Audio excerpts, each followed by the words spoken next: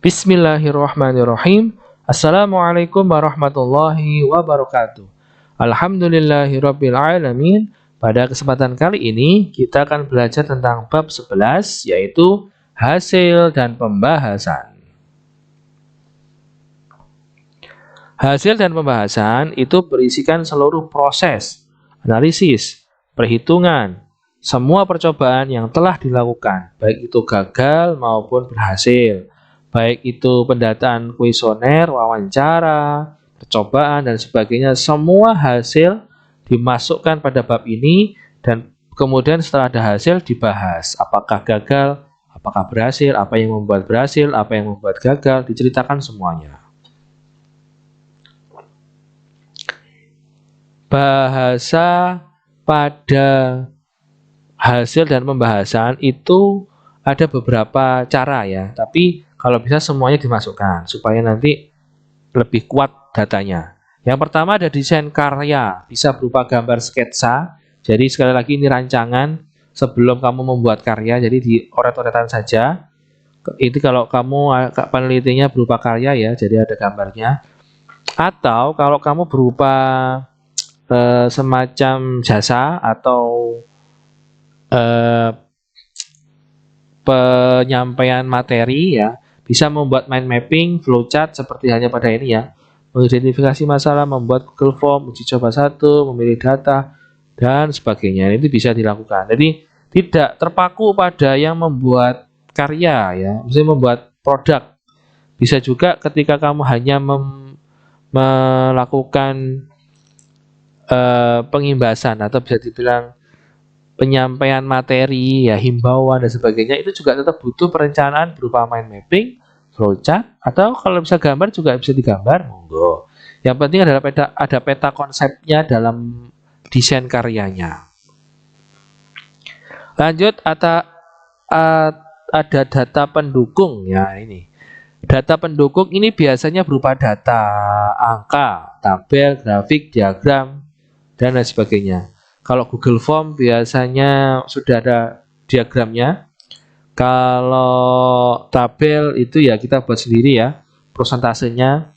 Nah, ini ada sedikit tips untuk pengambilan data berupa kuesioner. Jadi kalau kamu kuesionernya online Google Form, maka nanti yang terjadi adalah keunggulannya itu perekapan diagram. Jadi perekapan datanya itu langsung jadi diagram gitu ya. Langsung update di saat itu juga, persekian detik ketika ada masuk data langsung jadi diagram, jadi cepat gitu ya. Tapi untuk pengambilan datanya, pengisian datanya dari orang-orang itu biasanya lama banget. Jadi sehari itu nggak selesai-selesai, bisa butuh 2 hari, 3 hari dan sebagainya. Jadi pengambilan datanya itu sangatlah lama, tapi perekapannya sangatlah cepat gitu ya.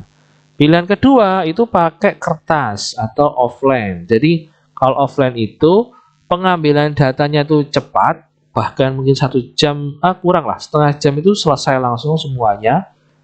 Tapi pengolahan datanya berupa grafik akan lama karena harus menginputkan dulu di online atau digital dulu, baru nanti bisa buat diagram. Termasuk persentase juga. Kalau yang data yang sudah masuk ke digital atau ke online itu bisa langsung diolah menjadi sebuah angka persentase atau diagram. Berikutnya adalah prosedur kerja yang tadi ya. Kalau kita tadi sebelumnya sudah belajar metode penelitian di mana itu alat dan bahan, maka prosedur kerja itu masuk di hasil pembahasan, dijelaskan apa saja langkah-langkahnya. Jadi kalau menurut Pak Suherli ya, 2017, strukturnya prosedur itu ada tujuan. Yang pertama, ditulis secara singkat. Kamu melakukan tahap itu untuk apa? Nah, langkah ini untuk apa? Gitu. Kemudian material tadi ya, alat dan bahan itu menggunakan apa saja. Takarannya berapa, ukurannya berapa, jumlahnya berapa. Kalau bisa sih dengan harganya kalau ada, tapi nggak wajib. Yang penting adalah ada nama alat, bahan, takaran, ukuran, jumlah. Berikutnya yang paling penting, langkah-langkah tahapan proses. Ini juga harus disampaikan dengan gamblang, dengan deskriptif banget gitu ya. Jadi supaya yang membaca itu bisa membayangkan, oh ternyata ada paku dan palu dipukulkan pada kayu yang bla bla bla. Nah, itu dideskripsikan. Kalau lebih baik lagi ya ada gambarnya. Jadi kayak bungkus mie goreng itu ya, ada tulisannya, deskripsi, penjelasannya, ada juga gambar tutorialnya kayak mie-nya dimasukkan ke apa itu air panas. Nah, itu difotokan atau digambar. Boleh gambar, boleh foto, bebas. Itu lebih kuat lagi, tapi minimal langkah-langkah atau tahapan prosesnya itu berupa teks ya, dituliskan. Nomor 4 ada penugasan ulang atau penutup. Jadi penguat di mana proses-proses ini misalkan tidak boleh melakukan ini karena wajib melakukan ini karena, nah ini ditulis semua.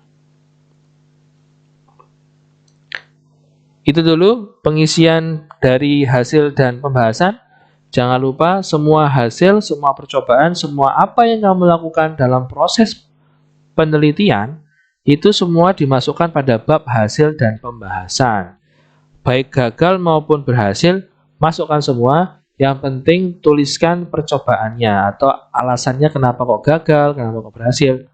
Dan kata kunci pada hasil dan pembahasan ini adalah semakin banyak percobaan, maka semakin baik, atau ekstrimnya adalah semakin banyak gagal, maka semakin baik.